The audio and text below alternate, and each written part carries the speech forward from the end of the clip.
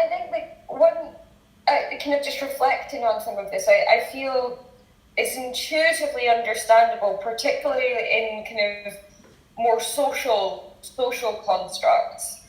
Now, if I'm thinking it for myself, and I feel a lot of shoulds. I feel like, I should go to the gym or I should eat well. That gives me suffering because I'm not doing all of those things. How do I apply it in that? Okay, let me explain to you quite okay. At the interior level, people know what's good for them, what's good, intuitively, okay, do the right thing. Okay. Now, okay, what happens is that you suffer from affluence. Yes. Affluence means that you have too many choices. When you are starving, the only thing you're concerned about how to find bread. Now you have so much free time, so much free money, so many options. Should I do this? Should I do that? Of course, it causes stress. There are too many choices, okay? But your choice right away narrowed when asked, what is good for your health, okay? Then you know the answer, okay? You say, I am doing something good for my health, okay? And what is good for my husband, for other people now, or for my children? Right away, you narrowed it. 1 second, what is good for your health? What is good for your loved ones? And what is good for humanity? See, you said what's good for other people, rather than what enjoyable. So that's the problem. Okay, what is the most enjoyable? That's what will occur. What will make me more famous? That's again the problem. How can I be more rich? And I see that as the tension between, the more Stoic mindsets or the more Buddhist mindsets and the kind of positive psychology paradigm which focuses on pleasure and hedonistic pursuits. And I think this is such a fascinating area where you can see opportunities for technology to help people develop this practice. So I'm saying that, I'm making it simpler. I'm saying that, think about what you want is different from what you need. For example, your body needs sleep. That's good for you. You need sleep. But it's more enjoyable to stay up late to watch a movie or have just a Netflix marathon, okay? Watch all night, put the series, drama series, okay? What enjoyable is one thing, what's good for you is another thing. We all know what's good for you. But we all do what is pleasurable. That's the problem. So if you the mindset stop thinking about happiness, pleasure, that ruins you. That's why it's toxic positivity. Toxic positivity means always think about what's pleasurable, what adds to my pleasure, how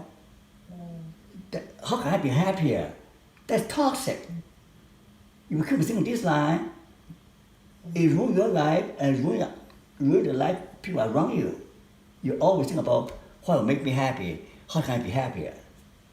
You're always thinking simple, what actually I really need for my health.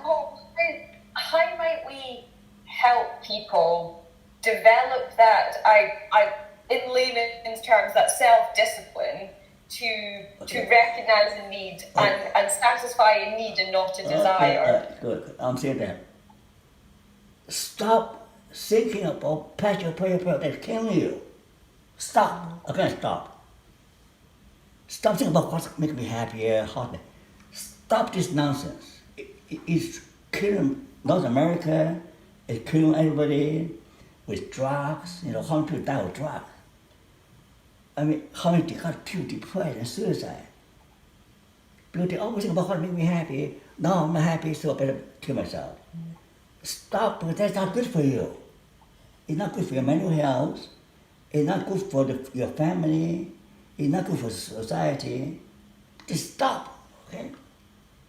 So that's why my first lesson is stop and pause. Pause, think about what is good for you, what is good for your loved one, what is good for humanity. You start asking what is good for other people, for you, and for humanity. That is the turning point. It's not growth mindset. This is self-observed. Second of all, reorient yourself, say what is good for you. Usually, what is good for you, or good for your family, good for humanity. What's good for me, for your family, and for humanity. That is what you should ask. I'm conscious of time. That's us kind of got to the 45 minutes, and I wondered if I could just keep you a minute longer or so and allow Gerhard to come in and ask any questions. Cause Sure. I'm available. I'll be giving a lecture at Harvard. They gave me 45 minutes, so I told them that 45 minutes not enough. I need longer than that. So I'll be giving this talk about amazing science of suffering. I'll be giving Harvard in October. On same topic, okay? It's fascinating topic, but if people want to listen to me, I can show them how you can turn suffering into your blessing. Okay, who want to ask me questions? Hi, Gerhard. I just want to say thank you very much. It's been a real pleasure to listen to the conversation. I just had one question. So you've said, like tech companies have spoken to you before, and so since you have a direct line. So aside from like nobody should be lonely and like people should be connected, and technology can really link people so that everybody has someone to talk to, and like loneliness should be eradicated. Apart from that, what do you think technology companies should know or think about to help their customers not be happier, but to be more okay? Okay. Very, very simple, okay? And big tech companies should partner with research scientists like myself and my partner at Harvard to develop technology, develop human-machine interaction, develop apps, applications, how to develop technology that can increase people's well-being. Okay? That's why I say, you guys can partner with me. I can help you guys develop all kinds of apps that can help people, happy to be lonely people to connect with people, sad people be happier, suicidal people stop killing themselves, don't think about opportunity, hopeful. There's so much you can do that we partner with scientists. And I think just to kind of build on Gerhard's point, or maybe kind of go back to it, assuming we have this limited space at the moment to discuss it, and as Gerhard said, like to think about how to enable using the technology that they've got, what would you say the fundamental things are that they could be doing to help their users? Okay, the first thing I'll do, there are two modules, okay? If you talk about two areas, the first module I'll develop is how to know yourself. See? Most people don't know themselves. If I ask you, what's the real you? Can you tell me what's the real you? You know yourself, you know yourself, and know other people according to Sun Tzu's the art of war. You know yourself, know other people, they always win your battles. You see? You know yourself and know other people, you're unbeatable. I'm unbeatable because I know myself. When nobody here listens to me, I still believe in myself because I know that I'm on the right track. I've been in research for 50 years. Nobody listens to me until pandemic. The pandemic, people began to discover Paul Wong. Paul Wong has done research on this area. I got invited to speak all over the world. People discover me because, oh, Paul has the right idea. But for 50 years, nobody listens to me. And I think that almost comes back to the question I asked earlier around how do you overcome that sense of social pressures, social comparisons, but by knowing yourself, being centered within yourself, and having that security of yourself, it makes that kind of outside noise less, it dials that down. Well, then I put how know yourself. That first model to how much time do I have? We run out of time. This is a big question. How know yourself will cut down social comparison, will put you on a path of constant self-improvement. When you know yourself, know your passion, and know your talents, then you are starting on a path of constant improvement of yourself. Compare yourself with your yesterday. And then now, do I know it better than yesterday? This is called transcendental exercise. You know what is transcendental exercise? Transcendental exercise means that how can you improve by incrementally? Am I transcend yesterday's limit? Right?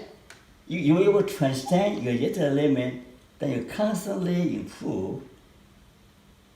I have research to show you, if you follow my procedure of constant improvement, you become superwoman. Do you believe that? You can be a superwoman. You constantly improve yourself. You find your niche, find your strength. You constantly improve yourself. Wow, you're unbeatable. I have produced super rats. I can also consult Olympic athletes. You can be super performer in any area if you constantly improve yourself every day. You call transcendental training.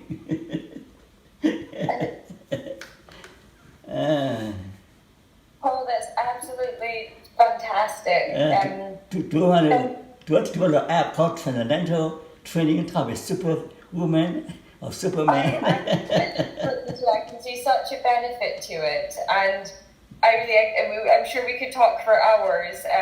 But thank you so much for your time and your wisdom. It's been such a wonderful experience to talk to you, and I have so much more of your research to go through. But thank you again for taking the time to speak to us. You are really interested in my idea. Work with me, okay?